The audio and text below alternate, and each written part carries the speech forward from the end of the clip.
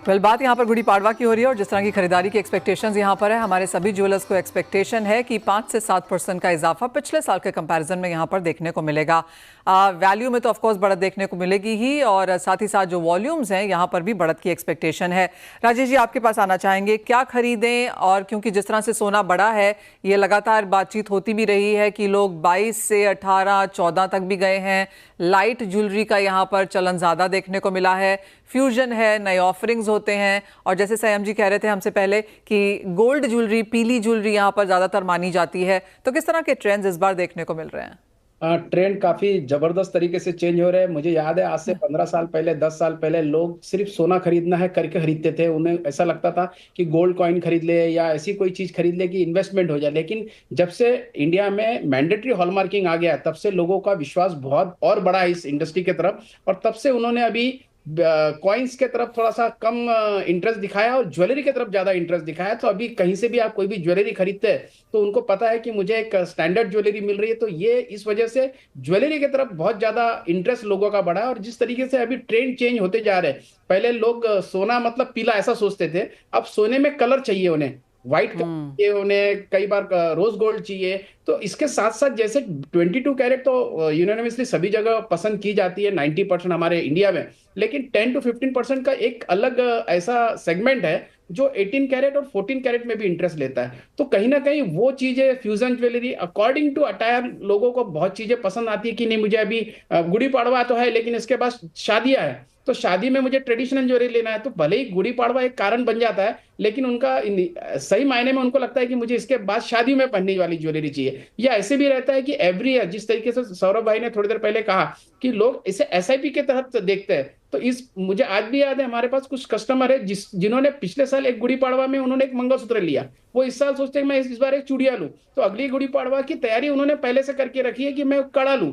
या कुछ चीजें ऐसी भी होती है कि उनको लगता है कि एटलीस्ट ऐसे विशेष मुहूर्त के दिन एक चीज मैं कुछ तो भी खरीदूं और ये मेरे लिए इन्वेस्टमेंट भी बन जाए और इसे मैं यूज भी करूं। तो ट्रेडिशन तो बहुत है इसमें, और जिस तरीके से अभी परिवर्तन होते जा रहे डिजाइनिंग को लेके, तो मैं यही कहूंगा लोग पहले सोना खरीदते थे, अभी ऐसा नहीं हुआ है, लोग अभी डिजाइन खरीदते हैं और ज्वेलरी एक प्रकार से इन्वेस्टमेंट सेकेंडरी हो गया है अभी। वेल एब्सोल्युटली, पहले लोग सोना लेते थे, अब यहाँ पर वो एक्सपीरियंस लेते हैं, डिज़ाइन लेते हैं और नई नई चीज़ें पहनना भी चाहते हैं। मयूर जी, जहाँ तक यहाँ पर अब खरीदारी की बात है, आप कितने बजे स्टोर्स खोलेंगे यहाँ पर इस बार गुड़ी पाड़वा पे? क्या एक्सपेक्ट कर रहे हैं, क्या एक्स्ट्रा कर रहे हैं? बिल्कुल।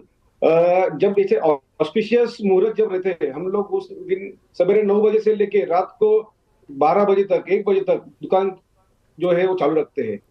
क्या होता है, ये जो ऑस्पिशियस मुहूर्त रहते हैं उस पे ऑस्पिशियस बाइंग जो होती है उसका कस्टमर बहुत बड़ा रहता है, और उसके साथ अभी आने वाले तुम्हारे ये जो है वेडिंग सीजन, उसका भी बाइंग जो है वो ये ऐसे मुहूर्त के दिन बड़े पैमाने में होता है। तो उस दिन की जो शॉपिंग है वो बहुत अच्छी तरीके से होती है। मुझे लगता है राजेश जी ने जो कहा अभी, क्या पहले लोग सोना प्योर गोल्ड में ज्यादा इन्वेस्ट करने के, लेकिन अभी जो है लोग ज्वेलरी में इन्वेस्ट करने लग गए, जो कि एचओआईडी आ चुका है। उसके कारण कस्टमर में एक एश्योरनेस आ गया है, क्या ओके अभी ये जो ज्वेलरी है इसको रिटर्न करते टाइम अपना कुछ लॉस नहीं होने वाला है। सो मुझे लगता है इस गुड़ी पाड़वा ज्वेलरी में भी ज्यादा अच्छा कॉल मिलेगा हमें। और सौरभ जी, क्या फिर साथ में कुछ ऑफरिंग्स भी दे रहे हैं? बिकॉज यूजुअली ऐसा कहा जाता है कि जब सीजन होता है तो स्कीम्स नहीं दी जाती हैं, लेकिन क्योंकि गोल्ड प्राइसेस इतने ज़्यादा हैं और अगर 10 ज्वेलर्स दे रहे हैं तो बाकी 10 के पास कोई विकल्प नहीं बचता, उनको भी फिर जुड़ के साथ में कोई ना कोई स्कीम निकालनी पड़ती है। गोल्ड ये ऐसी चीज है जिसमें ऑफर देने की जरूरत ही नहीं है। ये ऐसी चीज है जो अपने आप अप्रिशिएट होती है, कस्टमर अपने आप आपके शॉप स्टोर पे आता है। बस ये बात है कि यू हैव टू, आपको जो प्योरिटी है वो आजकल गवर्नमेंट ने बहुत अच्छा पॉलिसी ला दिया है हॉलमार्किंग का। इससे सारे ज्वेलर्स जो है वो काफी हद तक 100% करीब करीब हॉलमार्क ज्वेलरी प्रेजेंट कर रहे हैं, दे रहे हैं, और ग्राहकों को बेस्ट प्योरिटी मिले, ये इससे बड़ा और कोई ऑफर नहीं। और एक बात मैं इसमें जोड़ना चाहूंगा, अभी छोटे छोटे शहरों में भी जो ज्वेलर्स है वो काफी हद तक ऑर्गेनाइज होते आ रहे हैं, और इससे भी एक इंडस्ट्री को बहुत अच्छा इससे लाभ मिल रहा है। संयम, आपने जैसे बताया महाराष्ट्र, गोवा, कोंकण वाले जो एरियाज हैं वहां पर हम ज्यादातर गुड़ी पाड़वा की बाइंग आता हुआ देखते हैं, लेकिन क्योंकि आप एक्सपोर्ट भी करते हैं, इंडियन डायस्पोरा भी देखते हैं और बाकी इंडियन मार्केट्स को, बाकी इंडियन स्टेट्स को भी देखते हैं, आपको लगता है बाकी एरियाज में भी अब यहाँ पर खरीदारी का प्रचलन बढ़ने लगा है? क्योंकि ऑस्पिशियस दिन है, गुड़ी पाड़वा ही सही, लेकिन बाकी स्टेट्स भी क्या खरीदने लगी हैं? महाराष्ट्र के बाजू में जो गुजरात हो गया, एमपी हो गया, वहां पर भी थोड़ी सी ग्राहकी जो है इसके वजह से शुरू हो जाती है। जैसे पहले हम देखते थे दिवाली, जैसे आपने बताया, दिवाली पूरे देश में बनाते हैं, अक्षय तृतीया साउथ में ज्यादा बनाते हैं। पाड़वा की भी मार्केटिंग एज पर से जीजेसी भी करते आ रहा है, बाकी हम भी कर रहे हैं कि एक और त्योहार बने जहां पर गोल्ड ज्वेलरी और ज्वेलरी की बाइंग अच्छी तरह से हो। गोल्ड के सिक्के की भी सेल, जैसे 80% हम देखते हैं गोल्ड की बिकती है ज्वेलरी, उसके अंदर 5 से 7% सिक्के बिकते हैं। उसके बाद डायमंड, वो कुंदन जड़ाओ 20% बिकते हैं। तो इसमें गोल्ड की सेल ज्यादा होती है। इसके अलावा एक और पॉइंट बताना चाहूंगा कि अभी 1 to 2% ऐसा भी तबका है जो ईटीएफ बाइंग भी करता है और डिजिटल गोल्ड भी बाइंग करता है इसके अंदर, ताकि जिसको स्टोरेज के अंदर ज्यादा एफर्ट नहीं लगे, या अभी गोल्ड का रेट फिक्स कर लिया और उसके बाद उसको सेल करने के बाद फिजिकल ज्वेलरी खरीद ली, ऐसा भी बहुत बड़ा तबका है इसके अंदर। लेकिन ओवरऑल बाइंग अच्छी रहती है इन दिनों में। और इंटरनेशनली भी जो पर से मराठी एंड कोंकण के जो लोग हैं, चाहे वो गल्फ के अंदर हो, दुबई में हो, यूएस में हो, वहां पर भी अच्छी बाइंग तादाद अच्छी रहती है रिटेल स्टोर्स में इन बायर्स। इशू आप ऐसा यूजुअली देखते हैं जब कोई, स्पेशली जब हम यहाँ पर फेस्टिवल वाले दिनों में कस्टमर्स आता हुआ देखते हैं, एक तो चीज़ आप सभी ने कही कि बुकिंग्स होती हैं, लोग देखते हैं फॉरवर्ड और सब तैयारियां ऑलरेडी यहाँ पर हो चुकी हैं, लेकिन एक एक्सपीरियंशियल ट्रेंड जो अब यहाँ पर निकल के आने लगा है कि कुछ नया बनाया जाए, कुछ दिखाया जाए, हर 6 महीने में शायद डिज़ाइंस यहाँ पर चेंज किए जाएं। तो इस बार गुड़ी पाड़वा के लिए क्या तैयारी है? तो हम बैठे हैं बॉम्बे में, और बॉम्बे में भी Bandra is a very mature market. तो हमारे जो क्लाइंट्स हैं, हम पीला तो गोल्ड प्रैक्टिकली बेचते ही नहीं है। हमारा गोल्ड सारा एंटीक टेम्पल ज्वेलरी उस टाइप का होता है। और सरप्राइजिंगली हमारे पास लाइट वेट से ज्यादा हेवी वेट माल बिक रहा है।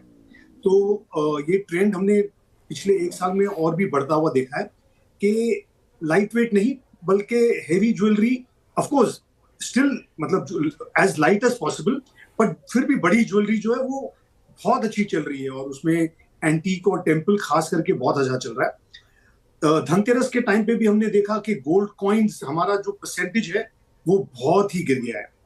अच्छा, उसके अलावा इस बार नहीं, हर बार गुड़ी पाड़वा के साथ और भी त्योहार जो हैं, सिंधियों का चेटी चंद, साउथ का जो न्यू ईयर है वो भी उस साथ में आ जाता है। तो हम खाली गुड़ी पाड़वा बोलते हैं, लेकिन दूसरे जो कम्युनिटीज हैं उनका भी न्यू ईयर आसपास होता है, तो उसका भी बेनिफिट हमको मिलता है।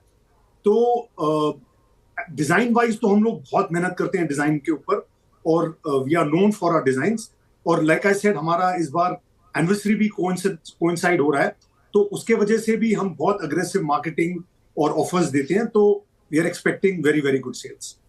And even as we are saying, मैं ट्विटर चेक कर रही थी, वहाँ पर भी 2 लोगों के कमेंट्स हैं कि किस तरह से यहाँ पर सोना खरीदने की तैयारी वो भी कर रहे हैं, और वो बता रहे हैं कि हमारे ज्वेलर्स हमें मेकिंग चार्जेस पे यहाँ पर कुछ छूट देने को तैयार हैं, तो वो भी देखना चाहते हैं कि किस तरह की बाइंग वो भी करेंगे। लेकिन एक सिंपल पॉइंट है, जिस तरह की तेज़ी हमने पिछले साल से इस साल तक आते हुए देखी है, जो लोग इतने हाई लेवल्स पे भी खरीद रहे हैं उनको ये लगता है कि अगले 1 साल में भी सोने के प्राइसेस यहाँ पर काफ़ी चढ़ने ही वाले हैं, given the kind of uncertainties जो हम इंटरनेशनल मार्केट्स में देख रहे हैं। तो आप एज ज्वेलर्स ज़रूर यहाँ पर कोई back of the envelope calculation करते होंगे कि अभी सोना कहाँ है, कभी इन्वेंट्री लूँ, कभी बनवाऊँ, कितना यहाँ पर इन्वेंट्री या बढ़ाऊँ, यहाँ पर अगले साल में क्या बोलूँ कंज्यूमर्स को, प्राइसेस कहाँ तक जाएंगे। तो एक सेंस आप सब लोग लेके चलते हैं कि सोने के प्राइसेस यहाँ से कहाँ जाएंगे। तो राजेश जी, आप उस हॉट सीट पे हैं, आपको क्या लगता है अगले 1 साल में अगले गुड़ी पाड़वा तक भाव कहाँ रह सकते हैं? एक रेंज बता दीजिए। मनीषा जी, आपको याद होगा पिछले वाला इंटरव्यू जो हुआ था, तब मैंने ये $3100 की आपको बात कही थी। तब हम, मुझे ख्याल से $2900 के आसपास के रेट थे, और $3100 एक बार प्रिडिक्ट किया था, और शायद 3100 में भी $25-26 बचा होने के लिए। तो मुझे लगता है जिस तरीके से पिछले 3 साल का ही रिकॉर्ड में रखता हूँ, 2022 में 52,000 का फिजिकल मार्केट में इंडिया में रेट था, 2023 में 65,000, 2024 में 80, और 2025 में ऑलरेडी ये 90,000 के आसपास चले गया। तो मुझे लगता है 1 लाख रुपया पार कर जाएगा, ऐसा लगता है अगले गुड़ी पाड़वा में। तो मुझे लगता है जिन लोगों को 1 लाख में नहीं खरीदना होगा, उन्होंने इस बार 88,000 में गोल्ड अगर मिल रहा है तो खरीद लेना चाहिए। और ये नो डाउट एक इन्वेस्टमेंट तो है ही है, लेकिन कहीं ना कहीं ये जब खरीदारी होती है तो एक सुख, समृद्धि, खुशहाली, ये सब चीजें साथ में सपोर्ट में आती है। तो इस दिन का मुहूर्त बहुत जबरदस्त है, और जिस तरीके से ज्वेलर्स लोगों ने तैयारी कर ली है, मुझे लगता है 9 बजे से ज्वेलर्स लोगों की दुकानें खुल जाएगी। और ग्राहकों ने जिस तरीके से पिछले 15 से 20 दिनों में बुकिंग की है, तो मुझे लगता है शायद 9 से भी पहले दुकानें खोलनी पड़ेगी, ऐसा मुझे लग रहा है। ऑलराइट, संयम, आपकी क्या प्राइस रेंज है यहाँ पर अगले 1 साल के लिए? मुझे लगता है कि यहाँ से 14% यानी 1,03,000 से 1,05,000 के बीच में गोल्ड जाएगा। $3,300 से $3,600 के आसपास अगले पाड़वा तक गोल्ड देखने को मिल सकता है। इसका कारण ये भी है कि जिस तरीके के टैरिफ्स आ रहे हैं, जिस तरीके से 2 अप्रैल तक रेसिप्रोकल टैरिफ्स की बात चल रही है, वर्ल्ड वाइज इकोनॉमिक अनसर्टेनिटी है।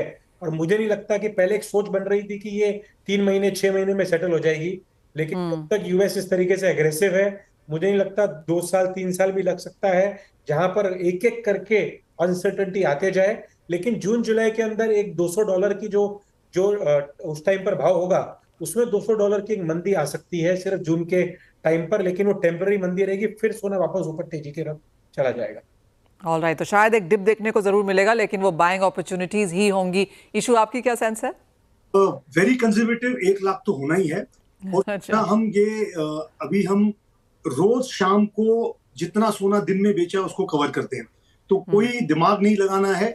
साइंटिफिक बेसिस पे ये ऑर्डर्स दिए हुए हैं कि भाई रोज जो है जितना माल बेचा उतना या उससे थोड़ा ज्यादा खरीदो, कमती मत खरीदो।